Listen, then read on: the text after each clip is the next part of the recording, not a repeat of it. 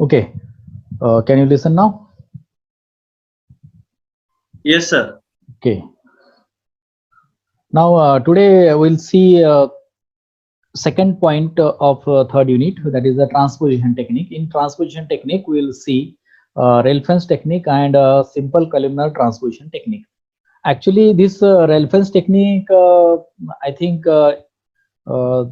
not given in the syllabus, but the questions may ask on this Ralph's technique, and in your practical also, you have Ralph's techniques algorithm. Write a program on Ralph's technique. So that's why I included in the theory also. Also, some questions always asked. That means the last semester, last year, that was the online exam. So in that exam also, Ralph's technique was asked. Obviously, it is objective, so it is only for 1 mark. So, but if you go through the offline paper at that time, it may be asked for 4 marks, 6 marks, as well as for 8 marks. Simple columnar transposition, two things are there again in a simple columnar transposition technique. So let us see one by one.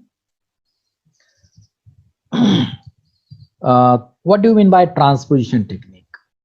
याच्या आधी आपण पाहिलेलं आहे ते substitution technique. Substitution technique मध्ये आपण substitute करतो एक कॅरेक्टर दुसऱ्या कॅरेक्टरने. So in that case, so this technique जो हमने देखा सब्स्टिट्यूशन टेक्निक, तो एक कैरेक्टर दूसरे कैरेक्टर से सब्स्टिट्यूट करता है या तो होल वर्ड सब्स्टिट्यूट करता है. सब्स्टिट्यूट का मतलब यही है कि रिप्लेस करना एक कैरेक्टर दूसरे कैरेक्टर से, एक वर्ड दूसरे वर्ड से, एक सेंटेंस दूसरे सेंटेंस से. तो that is substitution technique. And in substitution technique two main algorithms are there, that is Caesar cipher and modified Caesar cipher. Now today we will see this transposition cipher technique. So this technique is not simply replace one alphabet with another.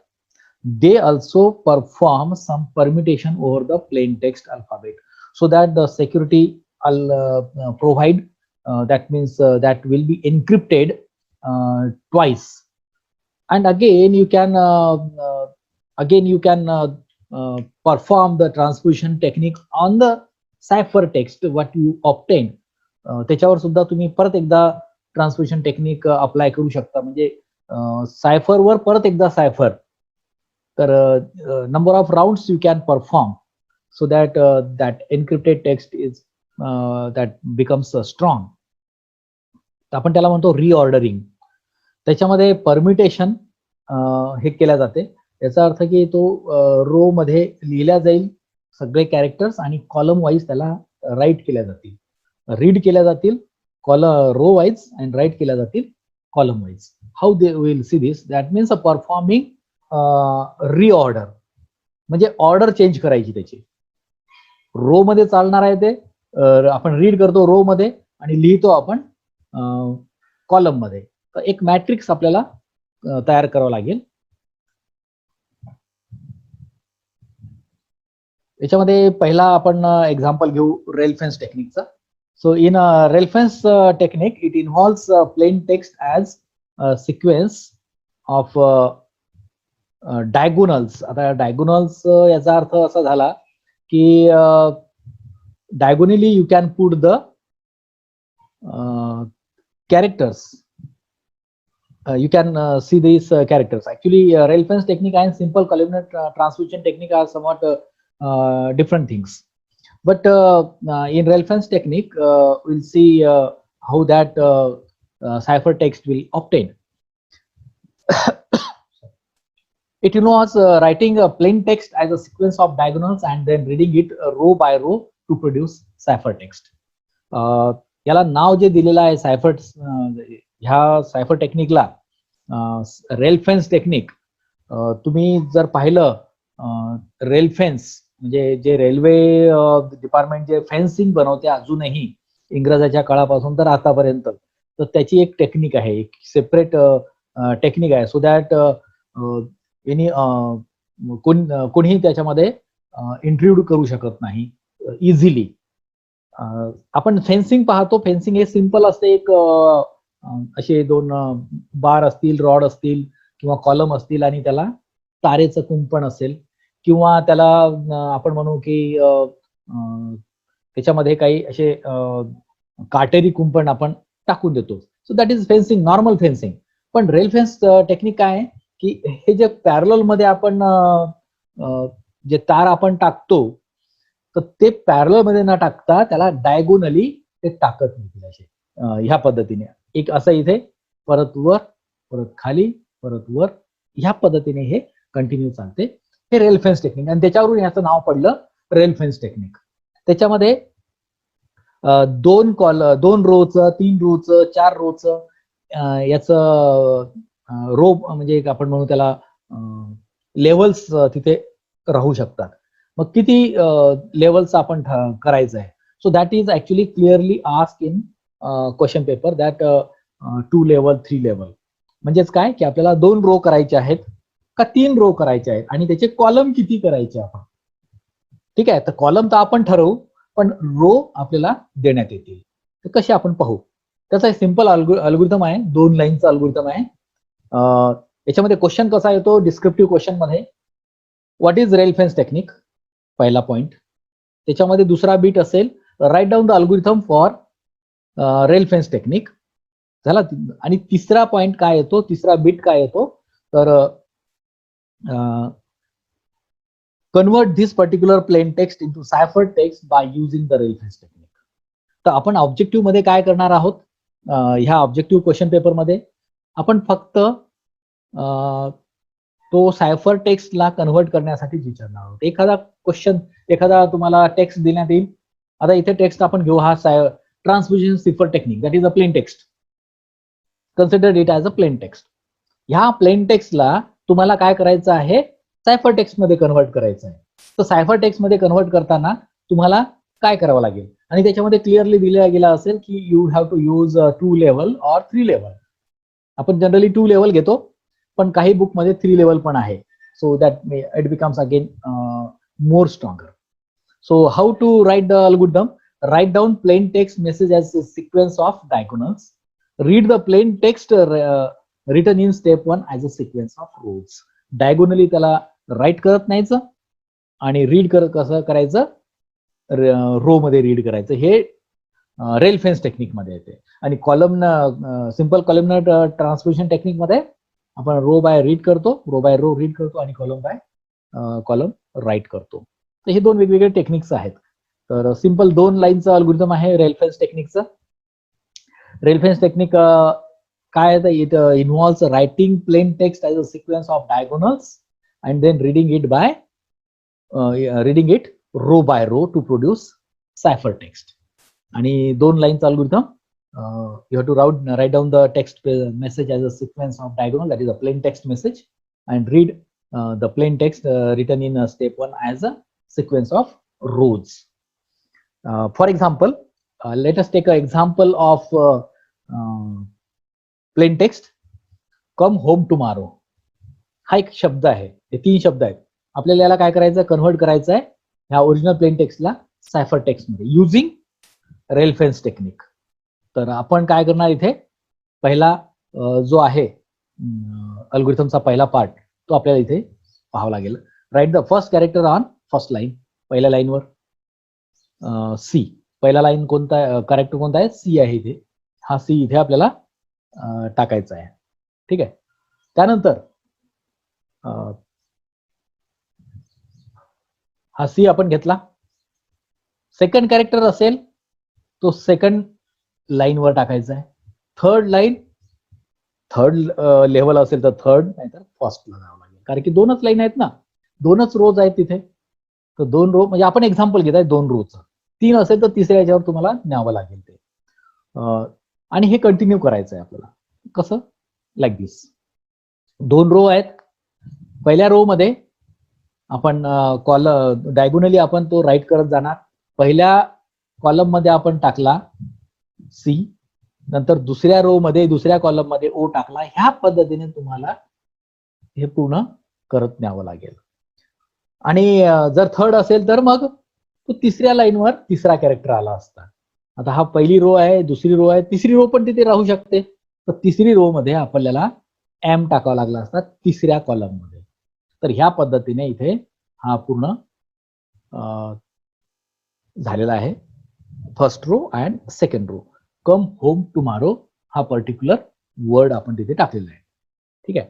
आता आपल्याला काय करायचं आहे, second त्या अल्गोरिथमचा second part काय आहे, just read it row by row. Now read the text row by row and write it sequentially. मग आपल्याला कोणता कॅरेक्टर मिळेल, कोणता सायफर टेक्स्ट मिळेल? Cipher text is like this one. This will be the ciphertext of this original plain text. So this is a Rel-Fence technique. Now the second topic of this transposition technique is simple columnar transposition technique. It simply arrange the plain text as a sequence of rows of a rectangle that are read in column randomly. हमें write करना है row wise, शायद मैंने read करना था. ठीक है. तो हमें राइट करना है रो वाइज और कॉलम वाइज इसको रीड करना है. Algorithm write the plain text message row by row in a rectangle of a predefined size. एक प्री डिफाइंड साइज आपका एक मैट्रिक्स वहां पे चाहिए. 4 बाय 4 का एक मैट्रिक्स अगर हम लेंगे, मतलब 4 रोज और 4 कॉलम, ये हम फिक्स करेंगे. That depends on the length of that plain text. अगर लेंथ ऑफ प्लेन टेक्स्ट से बहुत ज्यादा है तो आपको मैट्रिक्स भी उतना बड़ा चाहिए. Then read the message column by column. It need not be in the order of columns 1 2 3 etcetera. It can be any random order. तो इसके लिए आप एक की भी यूज कर सकते हैं. की का मतलब है कि जो हम बाद में रिसाइकल कर देंगे उसको. तो मैंने एक डिक्शनरी वर्ड यूज किया, suppose that is random. Random एक वर्ड है जो कि मैं इसको यूज करता हूं एज अ की. तो ये के इसमें कितने कैरेक्टर्स आ गए? 1 2 3 4 5 6. तो 6 कॉलम यहाँ पे हमने डिसाइड कर लिया है. 6 कॉलम का ये मैट्रिक्स होना चाहिए. अब ये रो कितनी होती है, that depends on the length of the message. तो मैं तो पहले 6 कॉलम बना लूंगा, फिर पहली एक रो बनाऊंगा. उस पहले रो में अगर ये बचता है तो एक ही रो होगा. तो actually that is not the transposition technique, क्योंकि यहाँ पे परमिटेशन चाहिए, मतलब वहां पे रीऑर्डरिंग होना चाहिए. तो इसके लिए कम से कम 3 रो बैठे ऐसा तो भी चाहिए हमें. या तो 3 बाय 3 का भी आप एक मैट्रिक्स बना सकते हैं अगर छोटा टेक्स्ट है तो. The message obtained in the is the cipher text message. अगर हम कॉलम वाइज उसको रीड करते हैं और पेपर पे राइट डाउन करते हैं, तब उसको हम साइफर टेक्स्ट कह सकते हैं कि साइफर टेक्स्ट हमें मिला है. तो इसके ऊपर भी बहुत सारे राउंड्स हम बना सकते हैं. कैसे? एक ओरिजिनल प्लेन टेक्स्ट है हमारा और नीचे दिया है इसमें ये ऑलरेडी हमने लिख के रखा है यहाँ पे कि आउटपुट क्या आने वाला है. This will be the output. Plain text message हमारा कम होम टुमारो था. अब यहाँ पर हमें एल्गोरिथम अप्लाई करना है. तो एक रेक्टेंगल हमें लेना पड़ेगा. हमने लिया 6 कॉलम का एक रेक्टेंगल. रेक्टेंगल मतलब मैट्रिक्स एक्चुअली. तो पहले 6 कॉलम हमने बना लिए. तो 6 कॉलम बनाने के बाद लाइक दिस वन, कॉलम 1 2 3 4 5 6, ये हमने कॉलम बना लिए. अब ये कॉलम बनाने के बाद हम क्या करेंगे, सेकंड एल्गोरिथम का सेकंड सेंटेंस क्या है, write the message in rectangle row by row. तो कम होम टुमारो हमें यहाँ पे इस कॉलम में राइट करना है. पहला सी बैठेगा, ओ एम, लाइक दिस. तो ये रो बाय रो ये पूरा हम यहाँ पे फिट कर देंगे. अब ये 2 बाकी हैं. यहाँ पर आप यहाँ पर एक्स एक्स लगा सकते हैं, या तो इसको ब्लैंक रख सकते हैं, ये कोई दिक्कत नहीं। यहाँ पे अपने एक्स रखा क्या, दोनों तरफ एक्स रखा क्या, या फिर ब्लैंक रखा क्या, कोई फर्क नहीं पड़ता। अब देखिए मैंने क्या कहा था कि की हम यूज करेंगे। की कौन सी यूज किया हमने? रैंडम, एक वर्ड है रैंडम, मतलब कॉलम 1 की जगह हम आर लिखेंगे, कॉलम 2 की जगह ए लिखेंगे, RANDOM, तो ये रैंडम है। अब इसको हम शफल करेंगे, इस रैंडम वर्ड को ही शफल कर देंगे। अब वहां पे की आपको अगर थोड़ा सा दिक्कत आ रही है कि समझने में, तो उसको छोड़ो, कॉलम 1, कॉलम 2, कॉलम 6 को ही देखें। इसको भी हम रिशफल करते हैं, मतलब अभी हमें रीड करना है, इसमें हमने राइट तो कर दिया, अब रीड करना है।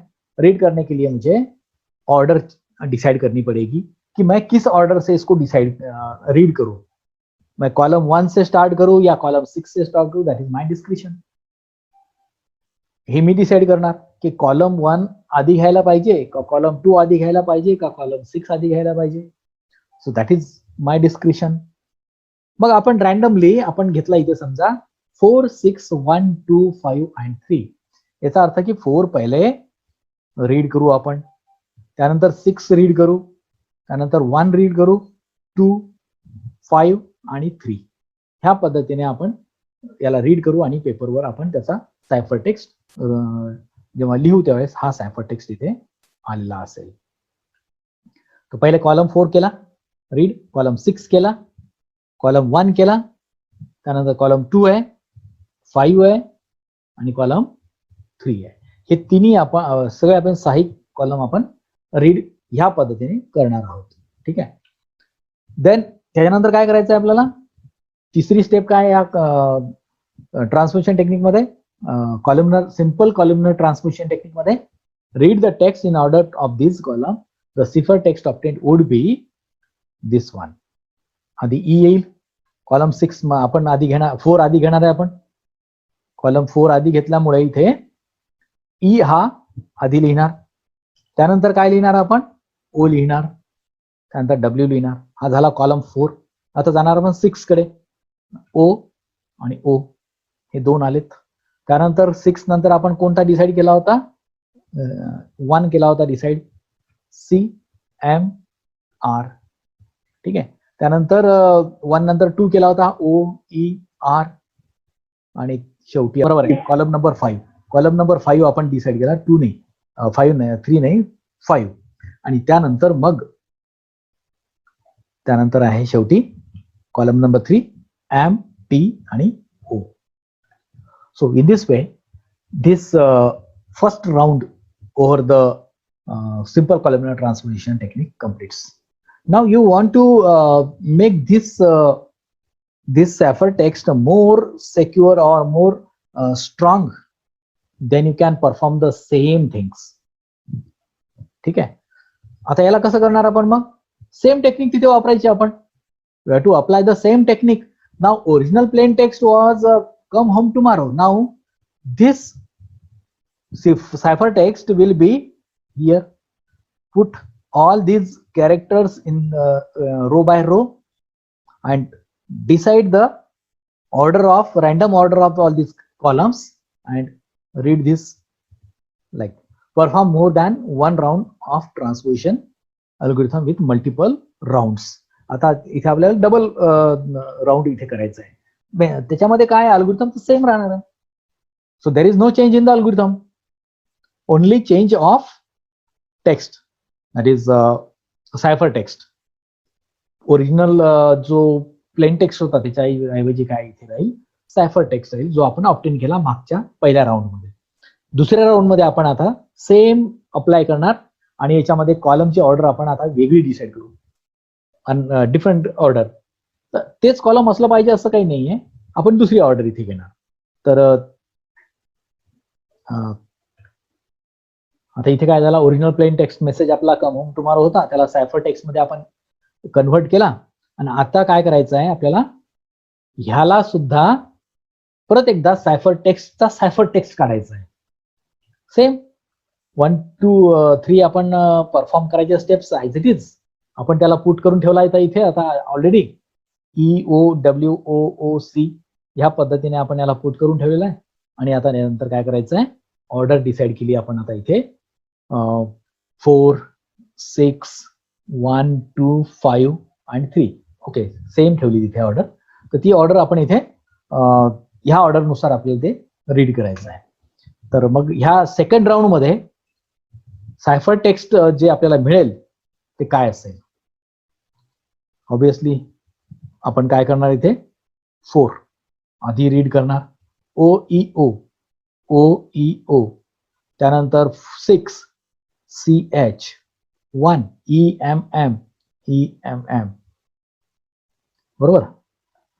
त्यानंतर 2 ORM ORM, आणि नंतर 5 OR, आणि शेवटी थर्ड हा असेल WOT. So in this way, this columnar transposition technique works.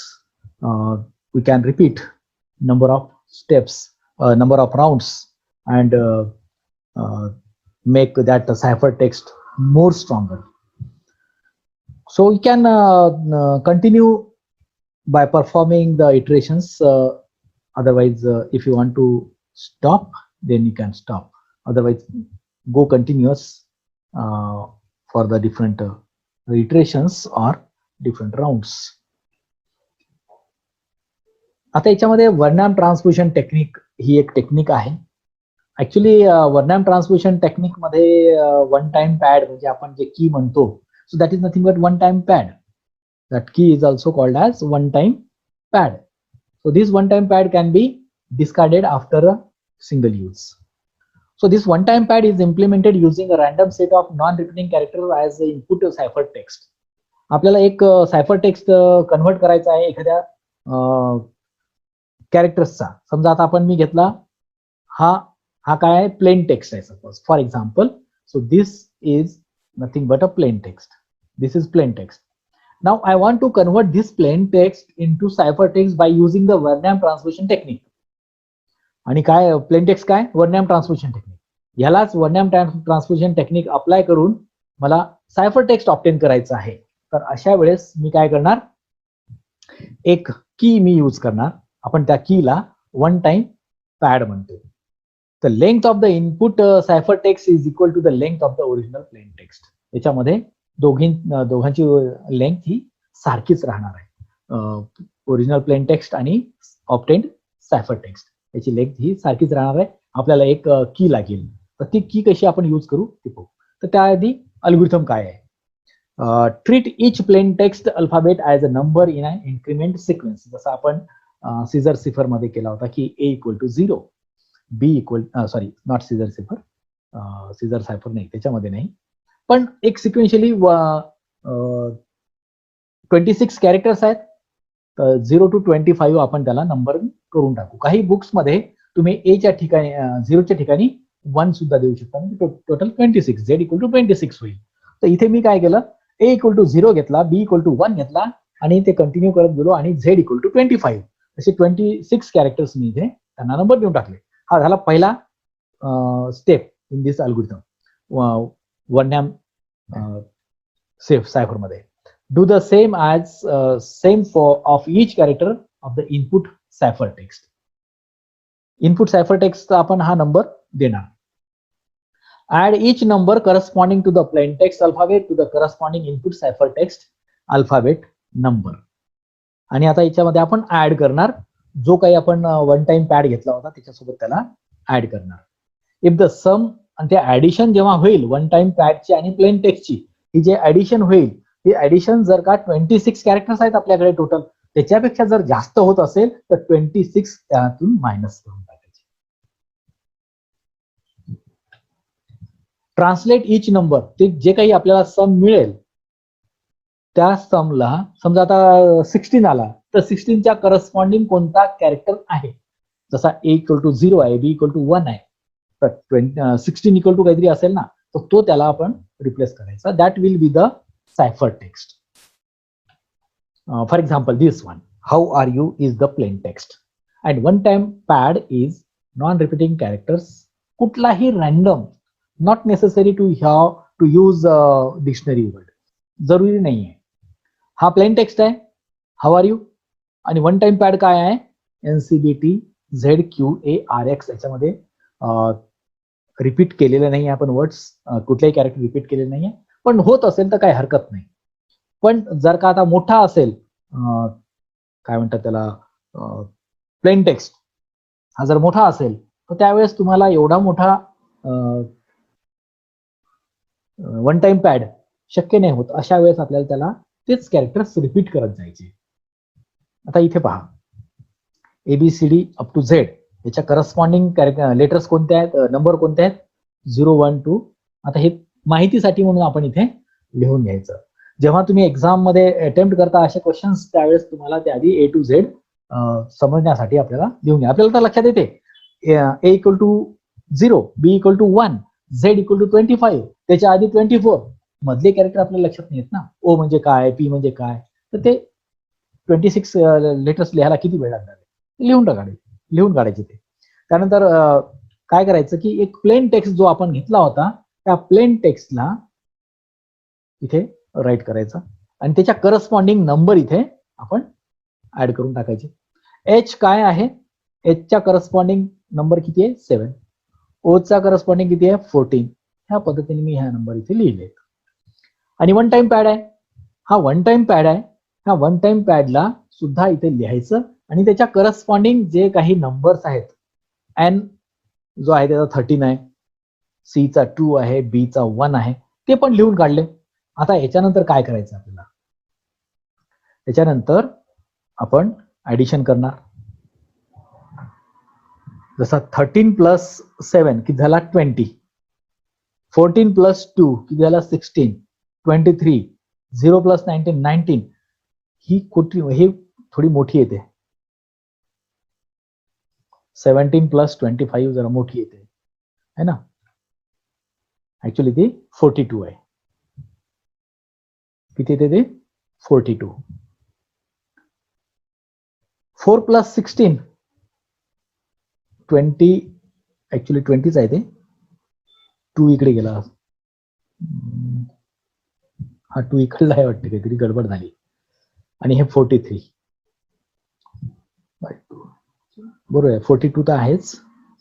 आणि हा 20 ऍक्च्युली इथे 2 गायब झालेला आहे, पण तरी आता लक्षात ठेवा तुम्ही 2 आहे तिथे. आणि आता जर का 25च्या सॉरी तिथे 26 लिहिलं, 25 पाहिजे. So if it is greater than 25 then subtract 26 from the sum. कुठून काढणार तुम्ही, 42 मधून काढणार, 42 मधून काढणार, तो आला 16. इथे 2 आहे ऍक्च्युली, इथे किती आहे, हा 2 आहे इथे, 20. कारण की इथे सरळ दिसतेच ना, 16 प्लस 4 किती होते, 20. आणि it is less than 25. So not necessary to subtract 26 from this 20.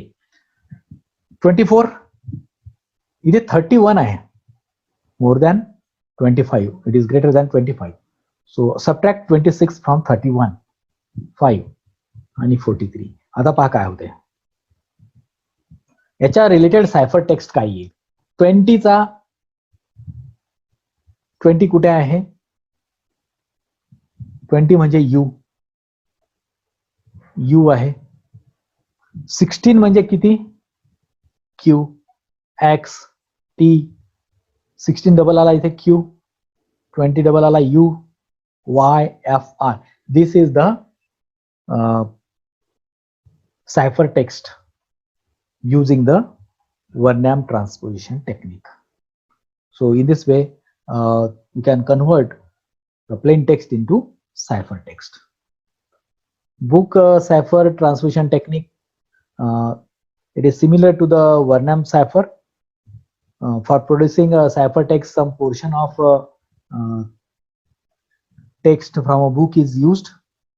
So the purpose of one time pad, एखादा वर्ड तुम्ही बुक मधून घ्यायचा, त्याला वन टाइम पॅड म्हणून यूज करायचा. They are added to input the plain text message similar to the way one time pad works.